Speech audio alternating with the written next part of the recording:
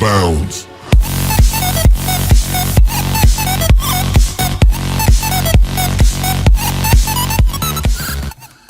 Hey guys, welcome back to this lighting review. We are going to be unboxing some 16 par birdie cans today that I've just purchased off eBay. So I've just received a notification that they are ready to collect, so we're going to go down to the shop and collect them. So I'll see you in a bit.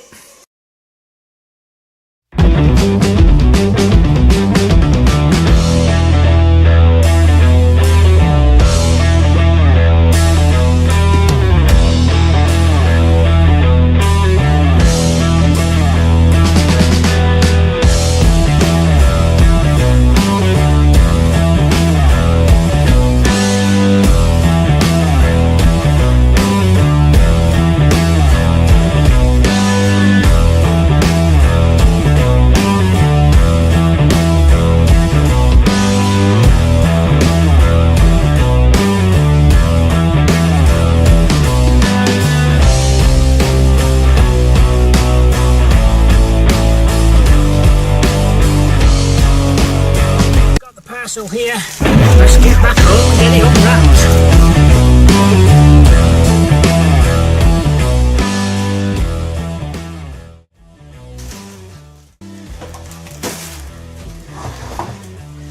So here we are guys, with the parcel back from the collection point. These are the Black Pulse Par 16 birdie cans. They are 230 volts. Now you can buy a 12 volt version of these, which you will require a 12 volt transformer as well. These are the more reliable ones. They do not come with the bulbs, so it did say that on the description. So I've been and bought some GU10 LED dimmable bulbs. These will give around 40 to 50 watts of power, or that is the equivalent power rating. So these are, like I said, GU10 light bulbs, and there are 6 in there. These cost about £3 for 6, so they was inexpensive, but they will do for these par cans. So now what we're going to do is unwrap it all and see what's inside. Very carefully with a knife.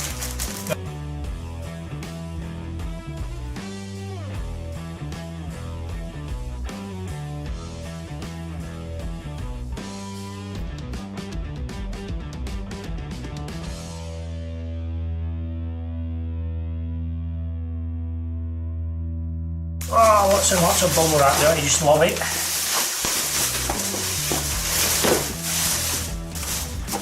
So we have the business card there. These, I believe, are the barn doors. We'll show you them in a minute. So we have 4 par cans here. Now these are vintage looking par cans, so they will give you that retro look. Get rid of the bubble wrap now. Now for the good bit, we get inside one of these and see what's going on inside the box. So very carefully with a knife again, undo the box, see what's inside.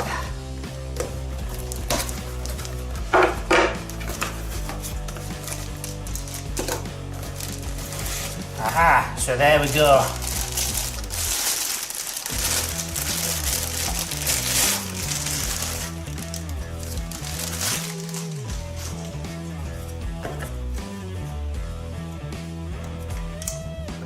So there we go with the par can. As you can see, it has adjustable pivot on it as well. So it's not very big, but it is for the effect that you want with one of these. Does require a plug by the look of it, so we'll get that sorted out later. Probably do another video of them setting them up. Now these are static lamps, they don't do anything fancy, so they don't flash on and off or anything. They don't work sound to light. They are what they are. So these would need to be put on a flasher system, or you maybe make something up. I'll probably get into another video later on when we get these sorted out and set up on the stand.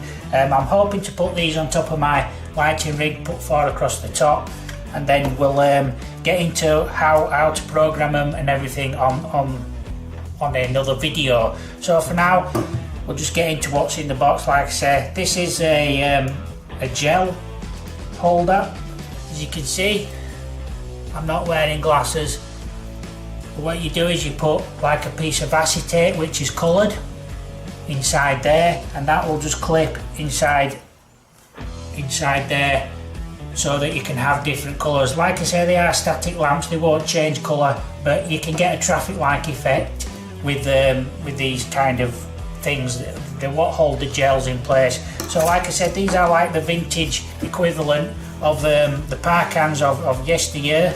So what they actually do is imitate what they would see on stages and things like that. So when people was on stage, these would generally be pointing up towards them, or they would be from the ceiling like so.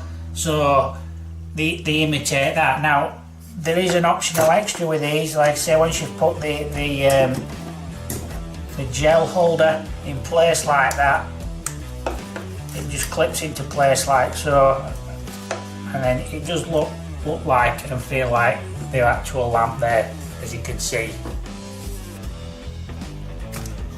So here we go, I've got a couple of them set up here like so, and we have the par can already. I fitted the bulb inside. I'll show you how to do that in a minute. So I have this. As you can see, we now have 3 of them set up. So here we are with the 4th one. I'll unbox this one. Being very careful with the knife here so I don't cut myself or damage anything inside. Here we have the par can. Again, the gel holder. To install the bulb, you remove these. Well, I say remove them, you don't remove them all the way. You just unscrew them part the way. Move the yoke out the way, which is this thing here. There you see there is a GU10 bulb holder inside. Place the bulb in like so. It simply has 2 pins on the back which just rotate clockwise and it will clip the bulb in. These bulbs are a lot more reliable than the 12 volt versions, which is why people prefer them. So once you've got it in, all you need to do is tighten those back up, which will hold the unit together. And again, fit the gel holder into place like so. There you have the gel holder. Now you can just leave the gel holder on. You don't need the barn doors. They are optional extras. You pay a little bit extra for the barn doors. But I wanted to create like that vintage retro look on my stand. Like I said, these are static lights. You do have to buy an additional light sequence changer if you wish them to go from one to the other or flash on and off. But for the present time, they can be used as uplighters or to direct light around the room if you wish to have like an uplighting effect on your stage setting and your mobile disco around the room. But they are a little bit more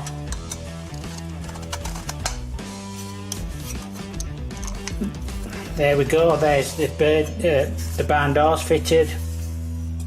Once again, you can direct those in any direction you want, but you can imagine if you had these as uplighters on the floor like that, or we could probably buy some stands or something that can situate them on the floor, and a bit of gel coating in the top there. And these would make effective uplighters, and they do look the part at like events as well, where you might be doing a disco. And also if you're using like a selfie booth or a selfie backdrop, or just to set them off on your own DJing stand, you would have like an interesting look to your stand. It's not as plain and boring as a standard par can, and they are quite mini as well, small and easy to handle. So you can attach them to the lighting bar via the yoke there. Obviously they do need wiring up, so we'll try and get one wired up now and see what they look like. So okay, as you can see, here's one wired up. All I've done is place a plug, a 13 amp plug on the end, just so I can test it and give you an idea of what it's doing. And as you can see, I've used it as a uplighter. And there you go, it's going all the way up with a nice strong beam. I will say this, I would recommend using LED bulbs because they won't get as hot. I have actually by mistake picked up the wrong bulbs here. So it was about £3 for 6 bulbs, which I thought was a bit cheap. I think they're slightly more expensive for the LED ones, so it'd probably be worth purchasing LED ones. Because I noticed this, if I was to place the gel inside there, which I don't have yet, to change the colour of the light, it would probably melt it because there's quite a bit of heat coming off that with the old-fashioned bulb. So the bulb that's in there is one of the old type bulbs, GU10 bulbs. I thought I'd pick the LED ones up, but when I started installing them I realised that they were the wrong ones. I must have picked the wrong ones up at the store. They were about £3 for 6, but they do produce quite a bit of heat, so as my hand's over there I can feel the heat coming off them. So that would probably melt the gel if we were to put a gel in there, a coloured gel. As you can see, it does throw out a bit of light, which is just enough for uplighting or stage effects, which is, you need like a soft light for discos. But this is the idea of the barn doors here. When I do that, it starts to spread the light out a little bit more, so you get a wider opening there. If I place them back, it narrows the beam down. It's not a lot, but you can just get stupid and do that. That's what they were there for. They act like the blinders, like what horses have on the sides of the eyes, stop the light blinding certain areas. So there you go, that's the so there you go, that concludes the video for today. We unboxed the product, went and picked it up, and this is what we got inside the box. The Birdie Par 16 vintage looking, retro looking par cans with the barn doors, which, like I've pointed out, are optional. It does actually make them look a lot better like that. It does look the part, but you can take these off and just use them as pin spots. And as I said previously, I would recommend getting LED bulbs rather than those. I did pick them up by mistake, but never mind, we had to test them. So we'll get into another video very shortly on how to use a sequencer with these lights so you can use them on the disco stand. So anyway, I hope you enjoyed the video. Don't forget to give it a big thumbs up if you enjoyed the video. Leave some comments down below as well.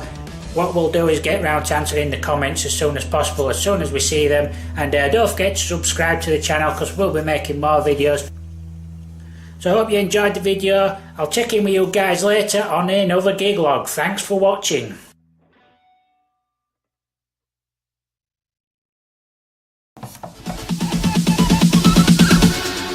Bounds.